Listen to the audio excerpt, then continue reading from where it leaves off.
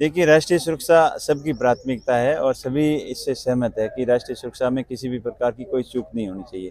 लेकिन राष्ट्रीय सुरक्षा के बहाने उसके आड़ के अंदर जो विशेष इंटेंशन के तहत जो कार्रवाइयाँ की जा रही है, उससे 36 कौम के लोग आहत हैं।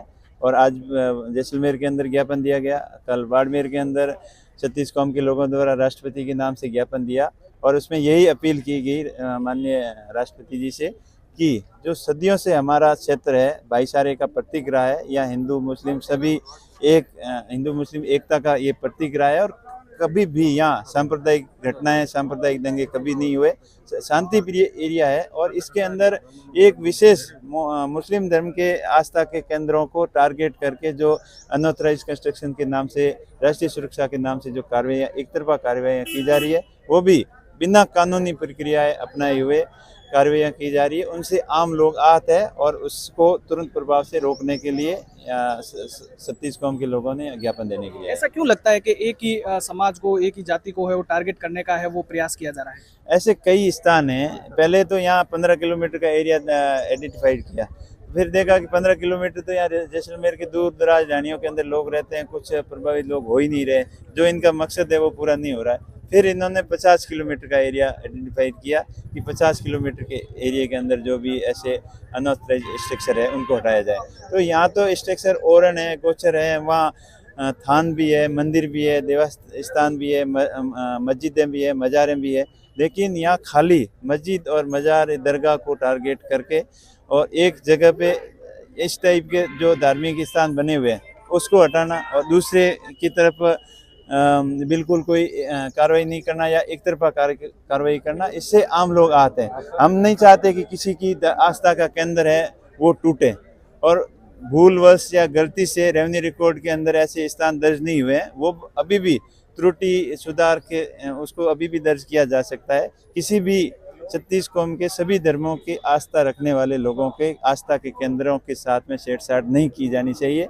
और दूसरी बात है, अगर कर रहे हैं तो एक समान रूप से कानूनी प्रक्रिया अपनाकर एक तरफा कार्रवाई नहीं करें और सब समान रूप से देखा जाए, ये मांगते इस हैं। बॉर्डर सर्वे से कितना इफेक्ट पड़ेगा अगर ये सर्वे धरातल पर हो जाता है, लगातार जिस तरह अवैध अतिक्रमणों पर है वो बुलडोजर चलाया जाता है, तो कितना आबादी पर इफेक्ट पड़ सकता है? आबादी से ज़्यादा जो इनकी जो भावना है, जो धार्मिक भावना है, सामाजिक सौंदर्य है, उसके ऊपर बहुत बड़ा आघात करने की कोशिश की जा रही है सरकार द्वारा।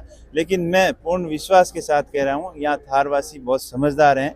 लाख कोशिश कर ले, कोई भी कितनी आपसी द्वेष फैलाने की बात कर ले, रंजिश की बात कर ले, लेकिन उनके मंसूबे कभी कामयाब नहीं होंगे, क्योंकि थार के लोग समझदार हैं, समझदार रहे हैं और आगे भी समझदारी दिखाते हुए सब एक होकर एक रहेंगे। मैन टू मैन सर्वे की भी बात आ रही है, इनकी तमाम चीज़ों को एक एक आदमी का है वो सर्वे करवाया जाएगा बॉर्डर से? नहीं, सर्वे भले ही करवाए, कोई दिक्कत नहीं। जो अनलीगल एक्टिविटी है उनके खिलाफ कार्रवाई करे, उनको जो भी एंटी नेशनल एक्टिविटी के अंदर शामिल है उनके खिलाफ कार्रवाई करे। लेकिन अभी तक आज़ादी के बाद में ऐसा भी कोई भी मामला इस क्षेत्र का सामने नहीं आया जो कि इस तरीके की एक्टिविटी यहाँ चल रही हो। हाँ, जो ड्रग की कार्रवाई यहाँ जरूर हुई है और यहाँ पर उसमें भी दो तरफा कार्रवाई। जो ड्रग्स की फैक्ट्रियां बाड़मेर के अंदर पकड़ी गई थी, उसके अंदर एक व्यक्ति के खिलाफ कार्रवाई की कि ये एमडी के कारोबार के अंदर सम्मिलित था, वो स्वागत योग्य है। लेकिन साथ साथ कई फैक्ट्रियां ऐसी पकड़ी गई, उनको एमडी के खतरनाक नशे को पाउडर बनाकर मामले को रफा दफा कर दिया। खारा के अंदर एक फैक्ट्री पकड़ी गई थी, सैडवा के अंदर 2-3 जगह ऐसी फैक्ट्रियां पकड़ी गई थी, तो उनके खिलाफ कोई कार्रवाई नहीं। और एक जाति विशेष, धर्म विशेष के लोगों के खिलाफ कार्रवाई। तो इस तरीके की द्वेष भावना रखते हुए कार्रवाइयाँ वो गलत है। हम तो कह रहे हैं जो भी गलत काम कर रहे हैं उनके खिलाफ सख्त एक्शन लेके समान रूप से कार्रवाई करें। लेकिन सरकार कह रही है कि ड्रोन गतिविधियां, घुसपैठ जैसी गतिविधियों को रोकने के लिए इस तरीके का सर्वे किया जा रहा है, बॉर्डर को सेफ करने का प्रयास किया जा रहा है। बिल्कुल रोके, हम उसका स्वागत करते हैं। लेकिन मैंने कहा ना, एक विशेष इंटेंशन के तहत जो कार्रवाइयाँ की जा रही है उसका विरोध है। बाकी कार्रवाइयाँ आप कानूनन प्रक्रिया अपनाते हुए जो भी समान रूप से कार्रवाइयाँ करो, जो गलती कर रहे हैं उनको पकड़ो, सब हम साथ में, हम भी सहयोग करेंगे। यहाँ हमारा क्षेत्र हमेशा शांति प्रिय क्षेत्र रहा है। जब भी देश के ऊपर संकट आया है, चाहे ऑपरेशन सिंदूर के टाइम की बात हो, चाहे 65 के युद्ध की बात हो, 72 के युद्ध की बात हो, 47 की बात हो, यहाँ के लोगों ने सेना का कंधे से कंधा मिलाकर साथ दिया है। और सब प्राइवेट जो सिविलियन है वो भी युद्ध की स्थिति के अंदर, देश हित के अंदर सेना का साथ देने के लिए अग्रिम पंक्ति के अंदर खड़े रहे हैं।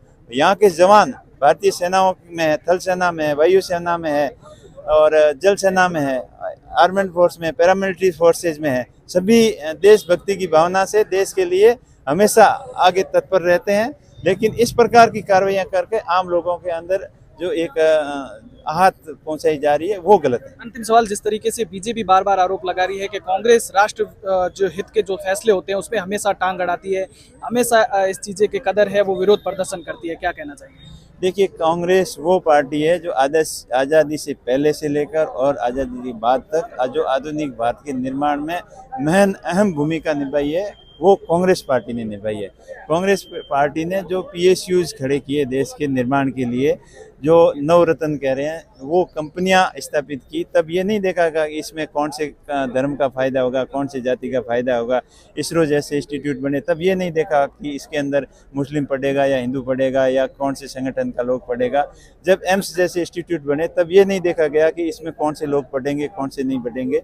यहाँ परमाणु इंस्टीट्यूट जहाँ बना, तब ये नहीं देखा गया कि इसके अंदर कौन से वैज्ञानिक यहाँ काम करेंगे, कौन से नहीं करेंगे। तभी तो डॉक्टर APJ अब्दुल कलाम जैसे साइंटिस्ट पैदा हुए जिन्होंने मिसाइल मैन के नाम से प्रसिद्ध हुए, देश के सर्वोच्च पद पर रहे।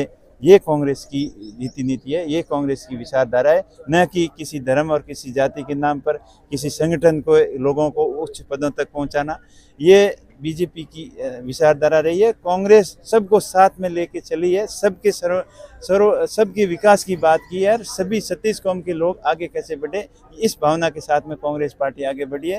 देश आगे कैसे बढ़े, चाहे कंप्यूटर क्रांति लेके आए हो, तब ये नहीं सोचा था कि एक विशेष लोगों को फ़ायदा पहुंचाने के लिए देश के अंदर कंप्यूटर क्रांति लेके आए, डिजिटल क्रांति लेके आए, कम्युनिकेशन की जो बात कर रहे हैं, जो भी मास्टर प्लानिंग हुई है देश के अंदर, बड़े इंस्टीट्यूट हो, चाहे बड़े एग्रीकल्चर के प्रोजेक्ट हो, बड़े डैम बने हो, बड़ी नहरें बनी हो और आम लोगों के लिए जो हरित क्रांति लेके आई हो, तब ऐसी कोई भावना नहीं सोची थी कि कौन से लोगों को इसमें फ़ायदा होगा, कौन से में नहीं होगा। लेकिन वर्तमान जो केंद्र की सरकार है वो हर फैसले के अंदर अपना फ़ायदा देखती है कि कौन से स्टेप लेने से हिंदू मुस्लिम वाला फैक्ट होगा, कौन सा स्टेप लेने से हमें क्या फ़ायदा होगा। अब उम्मीदवार बेनीवाल बाड़मेर जैसलमेर सांसद का क्या एक्शन होगा इन पूरे सर्वे को लेकर, क्या आगे दिल्ली तक इस आवाज़ को है बुलंद किया जाए? देखिए, हमारी सभी आम लोगों, मेरी अकेले की बात नहीं है, ये 36 कौम के लोगों की बात है। बाड़मेर के अंदर भी आपने देखा कल, आज जैसलमेर के अंदर भी 36 कौम के सभी लोग हैं, सभी की एक ही भावना है कि एक तरफा ऐसी कार्रवाइयाँ नहीं हो। जो धर्म और राजनीति की नफरत फैला के काम करने वाले लोग हैं उनको आने वाले समय में कड़ा जवाब मिलेगा। ये तो राम मंदिर की बात कर रहे थे, राम मंदिर के अंदर भी अभी उजागर हो रहे हैं धीरे धीरे मामले कि वहाँ तो चढ़ावा चढ़ाने वाले, जो चढ़ावा था वहाँ पर दान पत्र था, उसके अंदर भी चोरी करके चले गए और पता नहीं संडे के अंदर कितना चंदा चोरी खा गए लोग, तो उनकी तरफ इनका कोई ध्यान नहीं है। खाली इस शांति प्रिय एरिया के अंदर या देश के अंदर ऐसे नैरेटिव फैलाकर कि लोग हिंदू मुस्लिम की तरफ कैसे डिवाइडेड हो और पार्टी को, बीजेपी को कैसे फ़ायदा हो, उसी एक ही एजेंडे के ऊपर काम कर रही है। ना तो इनकी कोई सख्त विदेश नीति है, ना ही कोई इनकी फ्यूचर प्लानिंग है, ना ही कोई देश के आर्थिक डेवलपमेंट की कोई इनके पास में विजन है। ये खाली बातों में, हवाई में। अभी आपने देखा अमेरिका के सामने किस तरीके से सरेंडर कर दिया, किस तरीके से अपने देश के अंदर अब रसोई गैस की, पेट्रोल डीजल की किल्लत आ गई, किस तरीके से ये सारी विदेश नीतियों की वजह से हुआ। और जो रशिया से तेल खरीद रहे थे, पाकिस्तान जो अमेरिका के दबाव में पाकिस्तान वहाँ पंचायती कर रहा है और अमेरिका के दबाव में रशिया से तेल नहीं खरीदना, उससे खरीदना, ये फालतू की पंचायतियों की तरफ ध्यान। इससे साफ जाहिर होता है कि देश की विदेश नीति कमज़ोर है। हमारा प्रधान